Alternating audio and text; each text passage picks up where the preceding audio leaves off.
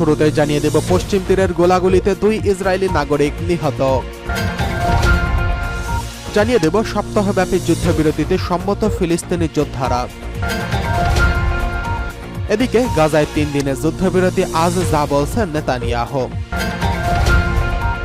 জানিয়ে দেব রাশিয়ার বিভিন্ন অঞ্চলে রাতভর ইউক্রেনের ড্রোন হামলা। সর্বশেষ জানিয়ে দেব ইসরায়েল নিয়ে নিজের নীতি স্পষ্ট করলেন কমলা হ্যারিস। এতক্ষণ শুনছিলেন গুরুত্বপূর্ণ সংবাদ শিরোনাম, এখন জানিয়ে দিব বিস্তারিত। পশ্চিম তীরে গোলাগুলিতে 2 ইসরায়েলি সেনা নিহত। পশ্চিম তীরে হেরবনের এক চেকপোস্টে গুলিতে অন্তত 2 জন ইসরায়েলি নিরাপত্তা রক্ষী নিহত হয়েছেন। এছাড়া এতে আরেকজন আহত হয়েছেন।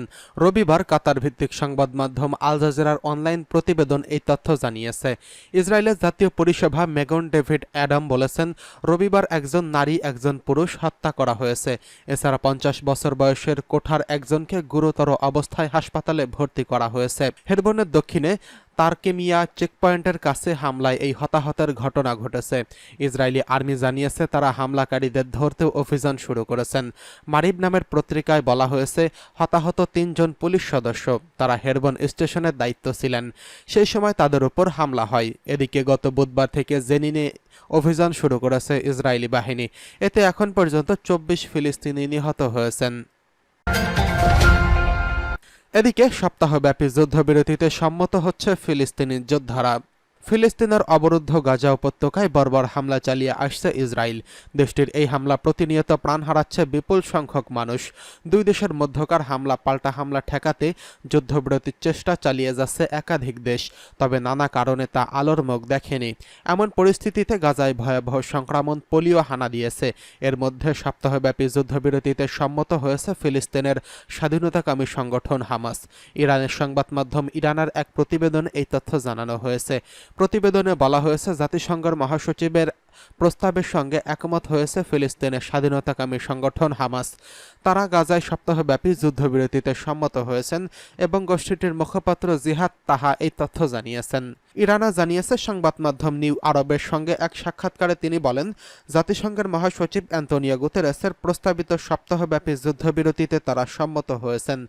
গত 16 আগস্ট প্রস্তাব মেনে নেওয়ার শর্ত ঘোষণা করে হামাস। হামাসের মুখপাত্র বলেন, তারা গাজা উপত্যকায় ফিলিস্তিনি জনগণের জন্য সব মানবিক সংস্থা এবং প্রতিষ্ঠানকে তাদের মানবিক বাধ্যবাধকতা পূরণের আহ্বান জানিয়েছেন।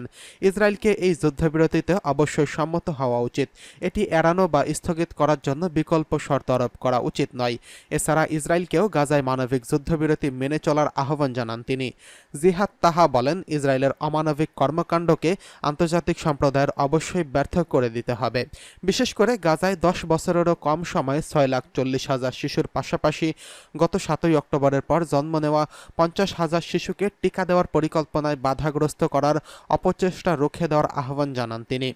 কিছু মিশরীয় সূত্রের বরাতে নিউ আরব জানিয়েছে, গাজায় পোলিও টিকাদান কর্মসূচি বাস্তবায়নের পথ প্রশস্ত করতে আগামী কয়েকদিনের মধ্যে গাজায় একটি মানবিক যুদ্ধবিরতি কার্যকর হতে পারে। এদিকে গাজায় 3 দিনের যুদ্ধবিরতি আজ বলছেন নেতানিয়াহু। ফিলিস্তিনের অবরুদ্ধ গাজা উপত্যকায় ছড়িয়ে পড়েছে ভয়ঙ্কর পোলিও রোগ। এমন পরিস্থিতিতে গাজায় টিকা কর্মসূচি হাতে নিয়েছে বিশ্ব স্বাস্থ্য সংস্থা WHO। এমনকি এজন্য ফিলিস্তিনের স্বাধীনতাকামী সংগঠন হামাস ও ইসরায়েল 3 দিনের যুদ্ধবিরতিতে সম্মত হয়েছে বলে জানিয়েছে সংস্থাটি। আজ থেকে শুরু হওয়ার কথা রয়েছে।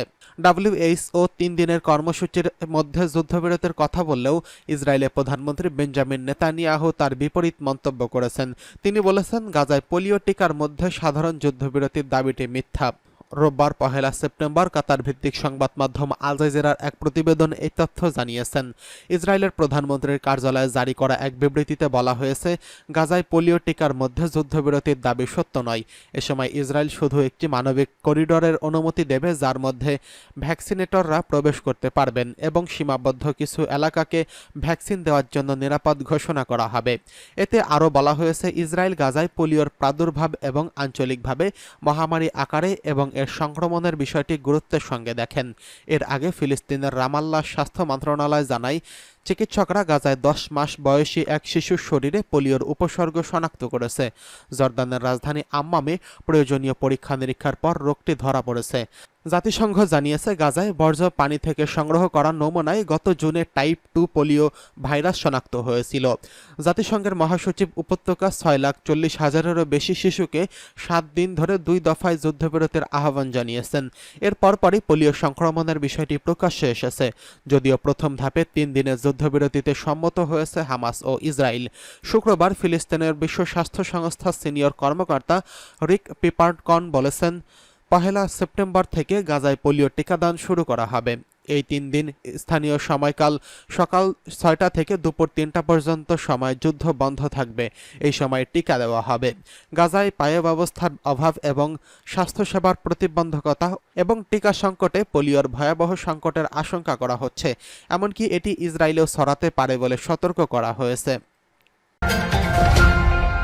এদিকে রাশিয়ার বিভিন্ন অঞ্চলে রাতভর ড্রোন হামলা ইউক্রেনের। রাজধানী মস্কো সহ রাশিয়ার বেশ কয়েকটি অঞ্চলে শনিবার রাতভর ড্রোন হামলা চালিয়েছে ইউক্রেন। ব্রিটিশ সংবাদ মাধ্যম রয়টার্সের এক প্রতিবেদন এই তথ্য নিশ্চিত করেছেন।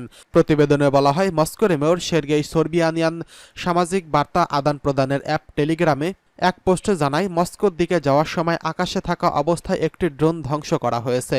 রাশিয়ার দক্ষিণ পশ্চিমাঞ্চলের ব্রায়ানস্কের সীমান্তবর্তী এলাকায় ইউক্রেনের ছোড়া কমপক্ষে 12টি ড্রোন ধ্বংস করা হয়েছে।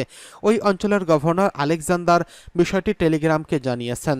কুরস্ক অঞ্চলের ভারপ্রাপ্ত গভর্নর আলেক্সি টেলিগ্রামে আরও জানিয়েছেন, চালকবিহীন 2টি ড্রোন ভূপাতিত করা হয়েছে। এই অঞ্চলে আংশিক ইউক্রেনের দখলে রয়েছে। কর্মকর্তারা বলেছেন, প্রাথমিক তথ্য অনুসারে ড্রোন হামলায় কোনো হতাহত বা ক্ষয়ক্ষতির ঘটনা ঘটেনি। এসব ঘটনার সত্যতা তাৎক্ষণিকভাবে যাচাই করাও সম্ভব হয়নি। ইউক্রেনের পক্ষ থেকে তাৎক্ষণিকভাবে কোনো প্রতিক্রিয়া জানা যায়নি। এদিকে ইসরায়েল নিয়ে নিজের নীতি স্পষ্ট করলেন কমলা হ্যারিস। প্রায় 2 মাস পর অনুষ্ঠিত হবে মার্কিন প্রেসিডেন্ট নির্বাচন। ওই নির্বাচনে জয়ী হলে কী ধরনের নীতি বাস্তবায়ন করবেন তা নিয়ে সম্প্রতি এক সাক্ষাৎকার দিয়েছেন ডেমোক্রেটিক দলের মনোনীত প্রেসিডেন্ট প্রার্থী কমলা হ্যারিস। সেখানে ইসরায়েল ইস্যুতে তার অবস্থান স্পষ্ট করেছেন তিনি। মার্কিন সংবাদ মাধ্যম সিএনএনকে দেওয়া যৌথ সাক্ষাৎকারে কমলার সঙ্গে তার রানিং মেট টিম ওয়ালেজ উপস্থিত ছিলেন। কমলার সঙ্গে সাক্ষাৎকারে যুক্তরাষ্ট্রের দক্ষিণ সীমান্তে অভিবাসীদের প্রতি কঠোর ব্যবস্থা গ্রহণের পাশাপাশি ইসরায়েলের অস্ত্র সরবরাহ অব্যাহত রাখার কথাও জানান। বর্তমান ভাইস মার্কিন প্রেসিডেন্ট বলেন, সীমান্তে অভিবাসীদের ঠেকাতে নতুন করে একটি আইন প্রণয়ন করবেন এবং অবৈধভাবে যারা সীমান্ত অতিক্রম করবে তাদের বিরুদ্ধে তিনি সেই আইন প্রয়োগ করবেন। ওই সাক্ষাৎকারে কমলা প্রেসিডেন্ট জো বাইডেনের বিভিন্ন নীতির প্রতি জোরালো সমর্থন ব্যক্ত করেন। বাইডেনের আশার প্রতিফলন ঘটাতে ইসরায়েলকে জোরালোভাবে সমর্থনের কথাও বলেন তিনি। এছাড়া নিজ নিজ দলের কিছু নেতা ইসরায়েলে অস্ত্র সরবরাহ নিয়ে করা যেই আহ্বান জানিয়েছেন তা প্রত্যাখ্যান করেছেন কমলা হ্যারিস। ফিলিস্তিনে যেভাবে মানুষকে হত্যা করা হচ্ছে তাতে ইসরায়েল অস্ত্র সরবরাহ পুনরায় বিবেচনা করা উচিত বলে দাবি করেছেন ডেমোক্রেটিক পার্টির কিছু নেতা। তবে তাদের সেই আহ্বান জোরালোভাবে প্রত্যাখ্যান করেছেন কমলা হ্যারিস। মধ্যপ্রাচ্য বিষয়ে করা প্রশ্নে কমলা বলেন, তিনি দ্ব্যর্থহীনভাবে ইসরায়েলের প্রতিরক্ষা এবং আত্মরক্ষার সক্ষমতার উপর প্রতিশ্রুতিতে অটল। তার এই অবস্থানের পরিবর্তন আসবে না। 1200 মানুষ নিহত হয়েছেন, নারীরা ধর্ষণের শিকার হয়েছেন। তিনি আগেও বলেছেন, এখনও বলছেন, ইসরায়েলের আত্মরক্ষার অধিকার ছিল এবং আছে। অন্যদিকে অনেক নিরীহ ফিলিস্তিনি নিহত হয়েছেন। একটা চুক্তি করতে হবে, এই যুদ্ধ অবশ্যই শেষ হতে হবে।